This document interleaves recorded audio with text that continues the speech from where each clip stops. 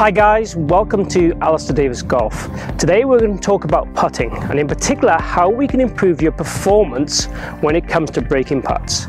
I'm joined by Andy, one of my players I coach. Andy's a very good player, plays in the Alps Tour, and we're going to talk particularly about his putting and what we've tried to do with the help of Paul Hurry, obviously, to improve his putting and how we've taken that into his practice. So Paul is a big part of this process. Paul is his putting consultant, as we've already said. So Paul identified some stuff, and all I am here now really is the coach is to mentor and supervise and help you and make sure you're doing what you've been told to do, essentially. But the drill he's been asked to do, I fully endorse, and I want you guys to try this at home too.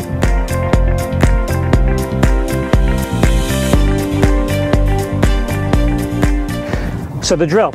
What we've got here, we've got a string here to show obviously the line of the putt we'd want the ball to start on, and also we can use this from a technical point of view to see what your stroke's doing as well, couldn't we, Andy, as well? Not that that's the major purpose of what we're doing here today. We've also got your mirror down there. That's to make sure you get your setup, your eyes in the right spot, and also you could check if the face is square and so on. The other device we've got here also is a gate. Now these gates are available from paulhurrian.com, and they're essentially to work on start line and even exit lines into the hole and entry lines into the hole, if you like. So you can use them many different ways. What we're doing with Andy particularly here, we've got a breaking putt left to right. We've established this as a start line by having a look at it from a green reading point of view and using some aim point bits and bobs as well. And what we're essentially trying to do is make sure Andy can aim correctly at the gate and the start line, and then by having this equipment it tells us then if his start line's correct or not. And obviously if he doesn't start the ball on the correct line, we can start to identify whether that's stroke direction, club face, or even strike on extreme examples.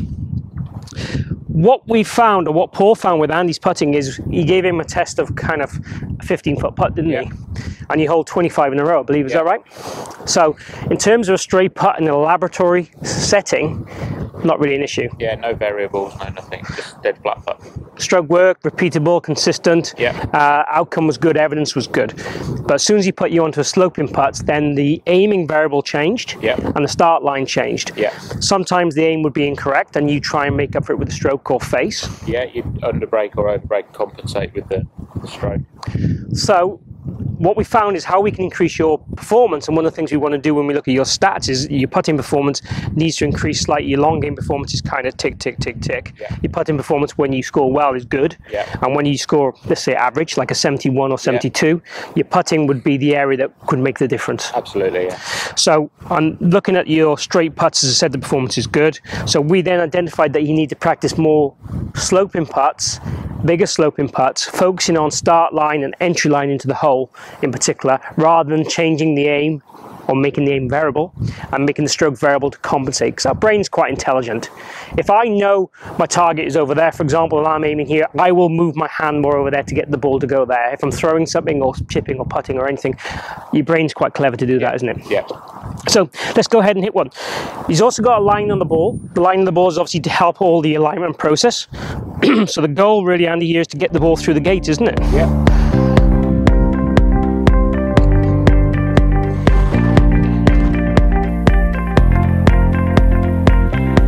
Okay, so went through the gate and missed the hole on the low side. So if we're being highly critical, we might say the pace on the ball was slightly less than we want it to be, so it didn't stay on the line long enough, even though it finished past the hole, and it finished past the hole kind of about the right amount from an aim point of view. But so then if we felt that the pace was good, which you could argue is or isn't, then we might have to aim a fraction more left. So readjust. So the key is really, from a stroke point of view and from an aiming point of view, we can't really fault this putt. It would then be down to looking at whether it's misaimed, as in the line, or not hard enough. And based on that result, you probably need to do a fraction of both. Hit it a tiny bit harder and aim a fraction more left. So we'd readjust this station and Andy would work on this station. Now the best practice for this would be to have variable stations set up, and you'd alternate which station you go to, because if you hit the same putt repeatedly, you're just going to get used to that environment and you're going to be good at that skill on the green. And on the golf course we don't play that way. So my best advice for you guys to do at home would be to set 4 or 5 stations up like this, rotate round one ball at a time, maybe go off and do some other putts in between and come back and do this again. So treat it like it's a golf course situation every single time. Process, routine, execution. If you haven't got this equipment, which you can buy fairly cheaply, what you could use is use T-pegs as your gate and set up various length putts round the hole T-pegs. First of all, identifying the line you want to hit it on, either use an aim point or just trial and error, and then put your T-pegs around the hole and have a go. I kind of guarantee if you do these kind of tasks and you're successful at them, it will improve your scoring. And this would be kind of what I call a high level practice, but it would improve any level of golfer's scoring no end, I would say. Absolutely, yeah. I would imagine result wise that a lot of people will find that they're reading the putt but not actually starting the ball on the line that they're reading. They're compensating some way in their stroke by pushing it online or pulling it online. So this is a key piece of equipment here.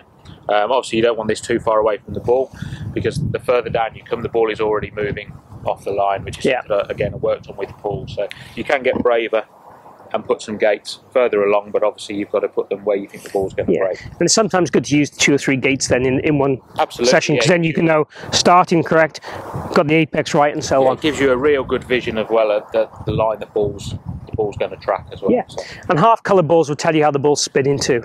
You know, sometimes initially if the ball's spinning off its axis, you can tell the face is open or closed. Yeah, absolutely. So you can try and identify whether it's your face, your strike, or your path, and that can tell you what you need to work on technically too. Yep. So, hope you've enjoyed the video. If you have, please click like down below. If you haven't subscribed already, please do so. I've got regular content coming every single week on kind of various subjects, you know, long game, short game, on-course situations, interacting with some of my players like this. And also, we'll also include drills and bits and bobs. And if you have any comments, especially of any future videos you'd like me to cover, please post them in the box down below. And thanks for watching. Thanks, Andy. Pleasure.